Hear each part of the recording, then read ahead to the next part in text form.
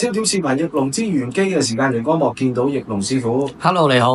嗱，今集咧我哋繼續咧邀請嘅翼龍師傅咧，同大家講一講啊呢一個嘅生肖嘅本命運程啊。嗱，2026年嘅生肖流年運程預測咧，咁啊大家咧之前都可以會睇過啦，又或者未睇嘅話咧，盡快記得喺翻呢一個嘅留言區啦，或者呢一個嘅影片資訊欄咧揾翻個連結咧撳入去咧，盡快去睇一睇，知道自己2026年到底會係點樣。咁但係咧，我哋同師傅都傾過，希望大家咧免費得到一啲嘅運程資訊之餘咧，仲可以全面啲去睇到喎。咁所以咧，同阿翼龍師傅咧，我哋就做呢一個叫做生肖嘅本命運程預測。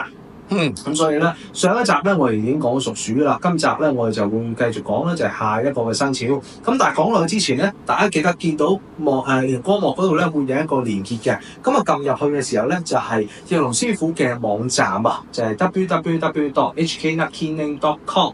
撳入去嘅時候咧，咁就可以見到翼龍師傅嘅聯絡方法啦，同時都揾到師傅嘅線上課程啊，無論係八字啊、風水啦、數字改運啦，咁大家都可以睇到。大部分嘅課程咧都會有中文字幕，仲可以隨時隨地重溫添。無論你喺咩國家同地區，有咩唔明嘅話，都可以聯絡翼龍師傅。咁所以咧，一路以嚟咧，我哋焦點視頻咧都係推介翼龍師傅嘅線上課程俾大家嘅。嗱，咁接下嚟嘅時間咧，我哋交俾翼龍師傅啦。係啊，唔該阿 Matt。多謝你收睇我哋嘅節目。喺正式內容之前，幫我哋點讚、分享同埋建設性嘅留言。你嘅支持係我哋繼續做好節目嘅推動力。同埋最緊要訂閱我哋嘅主頻道焦點 FM TV， 一有最新嘅節目，你就會即刻收到通知啦。好啦，唔阻你睇片啦。好，今集咧我哋講屬牛嘅朋友咯。嗱，第一個講咧係1985年乙丑年出世。嗱，呢個牛咧就屬於海內之牛喎，即係牛喺個海裏邊。咁啊，大家覺得點啊？我哋中國有句説話係咪？中國有句説話係咪叫做泥牛入海啊？咁即係話一隻牛同個海去比較喎，咁係咪會覺得自己好渺小啊？所以咧，逢係1985年海內之牛嘅朋友咧，其實就會深明知道自己都唔係一啲即係唔應該驕傲，係要較為自己謙虛一啲嘅。覺得咧自己謙虛就會較為好嘅，咁亦都係因為咁咧，亦都好容易識到好多嘅朋友喎。咁包括高級嘅又有啦，低級嘅又有啦，咁而個人咧就較為冇乜所謂嘅，較為隨便啲嘅，係咁啊處事咧亦都較為靈活咯，咁有靈活嘅手腕嘅，咁所以屬牛嘅朋友呢個海內之牛咧就交遊廣闊，較為朋友多嘅。好啦，到1937或者1997年屬牛嘅朋友，咁呢個係丁丑年喎。咁我哋叫湖內之牛，意思即係話一隻牛喺個湖邊嗰度。係啊，咁喺湖邊點啊？牛湖邊嘅正啦，可以飲水，可以食草啊嘛。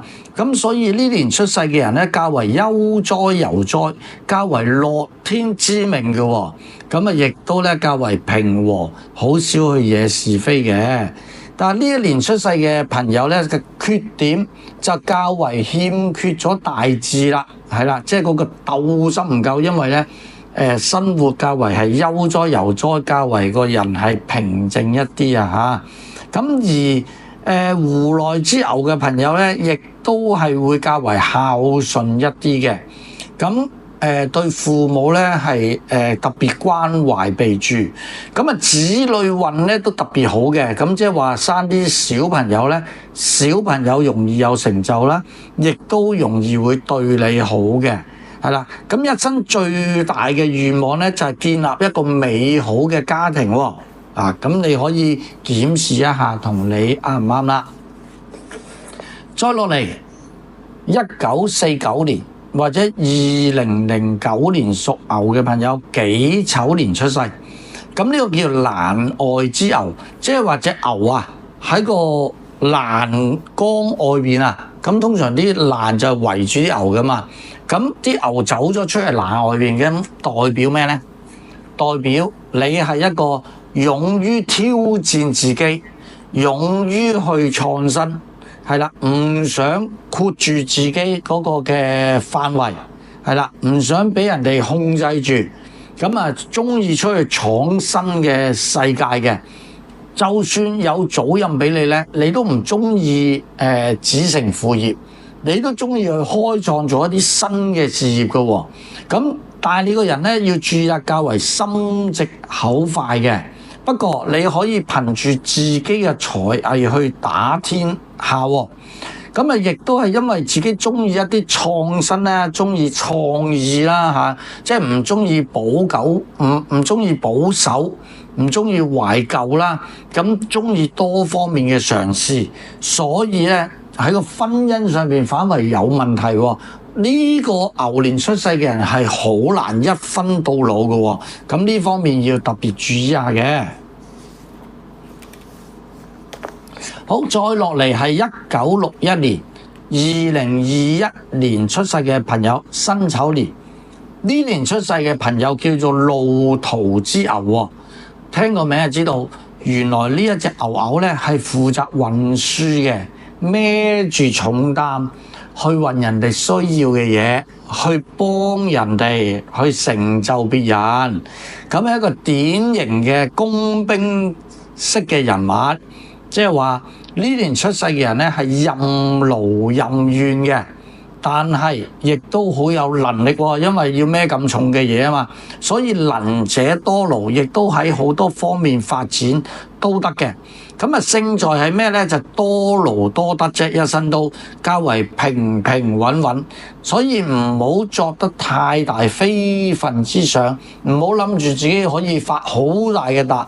即係如果係越諗得大咧，其實個失望越大，或者越諗得大咧，反為個損失係越大嘅。反為你諗住勤勤力力係賺到一分耕耘一分收穫，其實生活係可以好富裕嘅喎。如果走去做一啲冒險性嘅投資咧，絕對唔適合呢一個路途之牛嘅人嘅。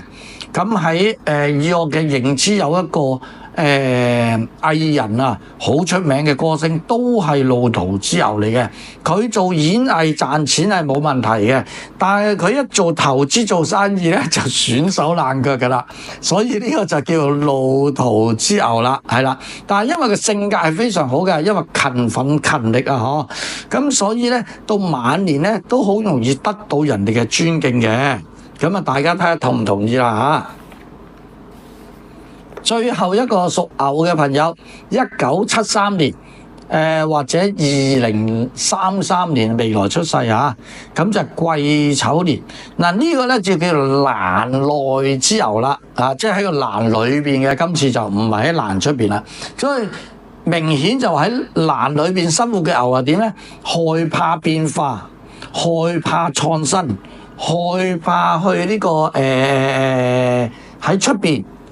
中意安安定定，所以做事咧較為處事都係謹慎嘅，亦都係有一份固定嘅收入咧就最中意噶啦。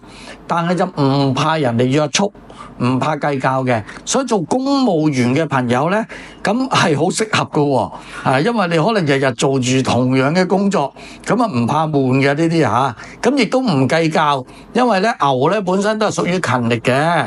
咁所以咧，亦都可以有個忍受力喺度嘅。咁啊，性情方面咧就沉默一啲，較為係忍受。咁啊，所以有時都容易俾人蝦嘅。咁所以原來欄外之牛嘅你咧，都可以試下有少少創新啦，俾自己多啲嘅變化啦，接受一啲新嘅事物，就可以有機會令自己更加突破嘅。好啦，咁啊屬牛嘅朋友咧就係講到呢度啦。我哋下一集咧繼續講就屬虎嘅朋友，屬虎嘅你咧就要繼續留意我下一集啦。OK。嗱咁啊，所以大家記得喺熒光幕咧會見到有一個連結嘅。咁大家撳入去嘅時候咧，就會揾到葉龍師傅嘅網站啦。咁啊，同時咧都可以揾到師傅聯絡方法。咁啊入邊咧最重要就係咧可以見到咧有呢一個嘅八字啦、風水啦同埋數字改運嘅線上課程啦。咁大部分嘅課程咧都有中文字幕㗎，希望咧大家可以隨時隨地揾隨時隨地學到啦。同時亦都有唔明嘅話咧，都可以聯絡翻奕龍師傅去請教喎。嗱咁啊接下嚟咧我哋繼續咧都會同阿師傅咧再去跟進其他嘅生肖嘅本命運程嘅。好啦，咁啊今集嘅時間到啦，下一集再講啦。好嘅，拜拜。